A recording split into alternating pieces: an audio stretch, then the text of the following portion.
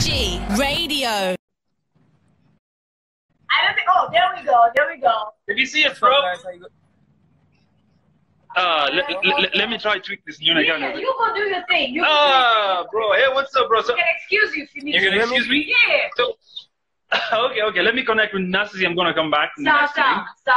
Okay. You connect with him, and then we're gonna try and just bring you back, guys, back onto the show. Yeah. Give way to Can you hear me? the one. Hey, what's up, bro? How are you, man? I'm good, man. Can you hear me? I can get you. I'm just moving from our main studio. I'm going to the other studio because there are lots. We're just introducing you to the family, the Instagram family. But I want to ask you something quick. How are you, bro? How are you been?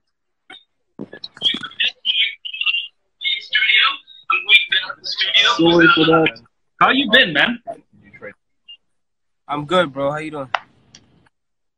I'm good. Welcome to Energy Radio 91.3 Nairobi. This is the biggest, most amazing radio station in Kenya, man. You should visit us.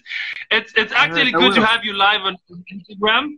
It means a lot for us, and you know, hosting the biggest, youngest, most successful rapper in Africa on our Instagram live, it's really big. So the first questions first, Nasty. How does it feel being the most successful, youngest rapper in Africa right now? It feels great. It feels like a blessing, man. Bro. Because I was just reading your story and just better understanding how you grew up, how you started music. Can you just tell us a bit about that? How you started music for our Kenyan viewers and fans to basically just understand how you started the whole journey and everything. I got introduced to hip hop when I was 9 years old. It was a bus that I used to take to school every day, and they used to play like a lot of hip hop music videos. So they had a drop screen in the car where they'd play, well, all types of music, but mainly hip hop, right? And I heard a lot of Lil Wayne and T.I. songs that they were playing there. And I guess that kind of inspired me, man. I just fell in love with hip hop, and I've just been doing it ever since. I also read a story that you got into music basically to kind of express yourself after the loss of your mom. Can you just please tell us a bit about that? Well, it's not really to express myself after the loss of my mother, because that happened when I was too young to even remember. I don't even remember. It's really just to express myself, period. Like, this is the one instrument that I find works for me. A lot of people express themselves in different kind of ways.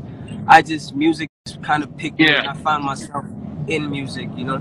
And I feel like it works so well because in expressing myself, I kind of help others get through what they're going through, like if they relate to it. One of the biggest songs Africans know you by, and even Kenyans at large, is Particular, man. Working with Major Lazer, and one of the biggest artists and biggest guys in Africa. And how was that experience? How did he get on that jam? And what really was going through your mind the whole process? Maybe Well, we didn't get to go to studio together. I recorded my verse in SA like a couple months. Well, a couple months before they actually picked up on the song. It belonged to some other DJs at the time from South Africa. And when they gave me the beat, it was basically just the melody for the hook, right? And it wasn't even that hook at the time, it was a different hook. So I just pretty much added the first verse on the beat just to lay down the idea. And when Major Lazer went to my Paris's place and they heard it, they liked it, so they took it. Yeah. Did you actually think it was going to blow up the way it blew up? Because you see, even before you guys released the video, the official video, the lyric video just blew up. Africans accepted it and just took it in another way that was crazy. Were you expecting?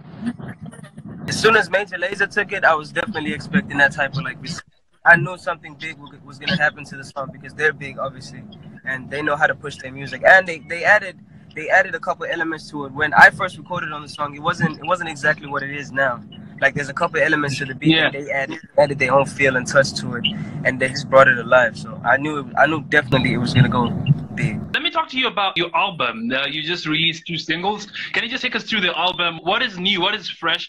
Or what were you thinking about just going into the studio, writing this song, and what should the fans actually expect from this particular album that is totally different from any other songs you've done? And what is the mindset and the vision in this album? Around the time when I started recording the album, was around the same time where I started reading books and just like trying to grow myself as a person and overcome like a bunch of things that people my age need to overcome, you know, like self-esteem, low self-esteem, self-confidence, and all that type of stuff.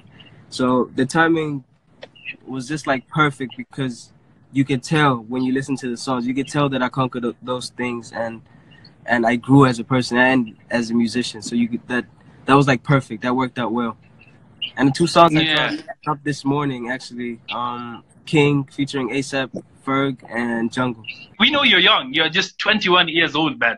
But are you kind of like molding other younger rappers and just guys around you? How are you changing the industry?